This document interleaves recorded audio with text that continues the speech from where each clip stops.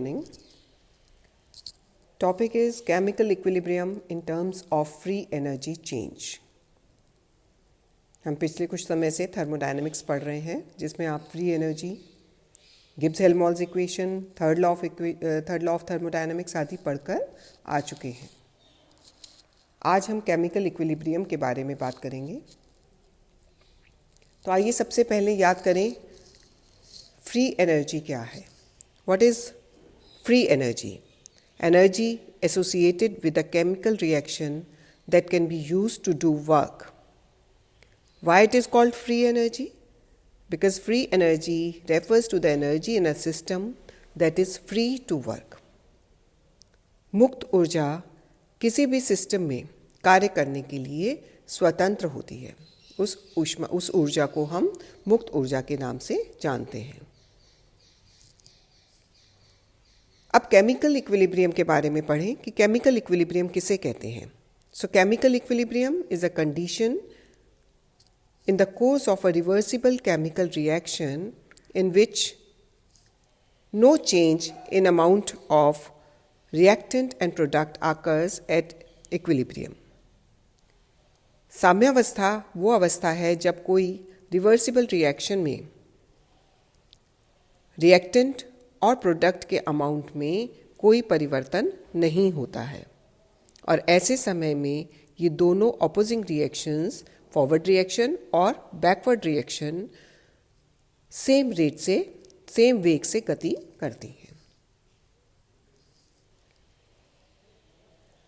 चित्र के अनुसार देखें तो हमने फ्री एनर्जी और टाइम के बीच में एक ग्राफ प्लॉट किया है. इससे हमें निम्न बातें समझ में आ रही हैं. First point, every substance is associated with a definite value of free energy depending upon the conditions of temperature and pressure.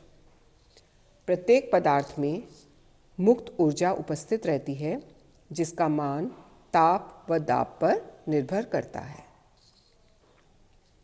जैसे कि चित्र में स्पष्ट है, प्रारंभ में रिएक्टेंट्स का मान अधिकतम होता है. अभिकारक क्योंकि इस समय ज़्यादा अमाउंट में प्रेजेंट है, अभी प्रोडक्ट नहीं बना है, तो ऐसे समय में प्रोडक्ट का मान ऑलमोस्ट ज़ीरो होता है और हम कह सकते हैं कि रिएक्टेंट्स की मुक्त ऊर्जा अधिकतम स्तर पर होती है क्योंकि वह कार्य करने के लिए स्वतंत्र है. तो ऐसे समय में अभिकारकों की मुक्त ऊर्जा अधिकतम स्तर पर है और प्रोडक्ट्स की न्यूनतम स्तर पर है और वो हमें चित्र में स्पष्ट भी हो रहा है. जैसे जैसे रिएक्शन आगे चलती है, अभिकारक प्रयुक्त होते जाते हैं और उत्पाद का मान बढ़ता जाता है. अर्थात अभिकारकों की मुक्त ऊर्जा में धीरे धीरे कमी आती जाती है और जो प्रोडक्ट्स हैं उनकी मुक्त ऊर्जा बढ़ती जाती है. चित्र से बिल्कुल स्पष्ट है कि आप देख रहे हैं कि at the course of reaction धीरे धीरे प्रोडक्ट्स का मान बढ़ता जा रहा है और उनकी मुक्त ऊर्जा में भी वृद्धि होती जा रही है. जब रिएक्शन साम्यावस्था पर पहुंचती है, साम्यावस्था आप समझ चुके हैं, rate of forward reaction is equal to rate of backward reaction. ऐसे समय में रिएक्टेंट्स और प्रोडक्ट्स की सांद्रता स्थिर हो जाती है और रिएक्टेंट की मुक्त ऊर्जा प्रोडक्ट्स की मुक्त ऊर्जा के बराबर हो जाती है. साम्यावस्था को हमने डॉटेड लाइन से रिप्रेजेंट किया है. तो उस इक्विलिब्रियम पॉइंट पर रिएक्टेंट्स और प्रोडक्ट्स की सांद्रता स्थिर हो जाती है और इनकी मुक्त ऊर्जा भी बराबर हो जाती है.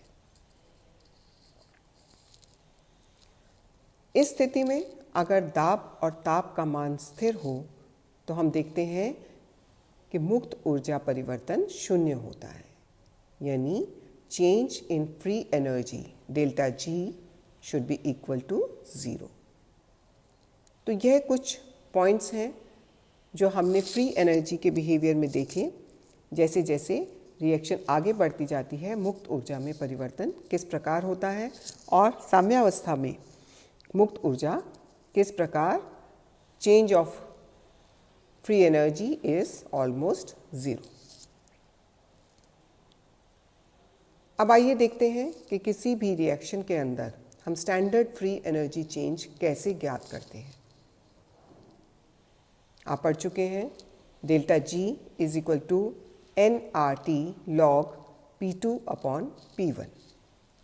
यहाँ पर डेल्टा जी मुक्त ऊर्जा में परिवर्तन है, n नंबर ऑफ मोल्स है, R गैस कांस्टेंट, T परमताप और P1 और P2 दाब की स्थितियाँ हैं।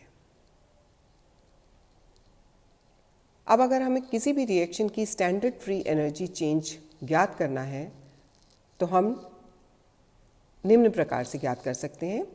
कुछ तरीके हैं हमारे पास जिसके द्वारा हम मुक्त ऊर्जा में परिवर्तन ज्ञात कर सकते हैं। जैसा कि पहले में बता रखा है, delta G zero is equal to minus R T log K P.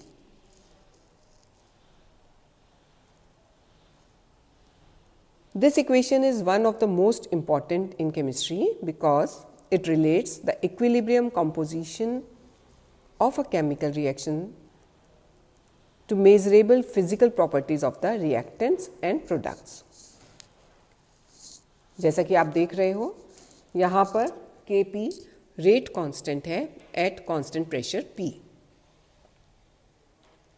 तो रेट कांस्टेंट के द्वारा हम मुक्त ऊर्जा परिवर्तन का मान ज्ञात कर सकते हैं अगर हमें टेम्परेचर का मान पता हो कि किस ताप पर वो अभिक्रिया संपन्न हो रही है।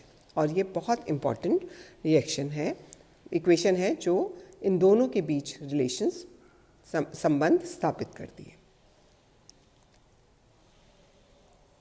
So if you can predict the equilibrium constant of any reaction involving these substances without the need to know anything about the mechanism of the reaction, अगर आपको एंथैल्पी का मान पता है, एंट्रोपी का मान पता है,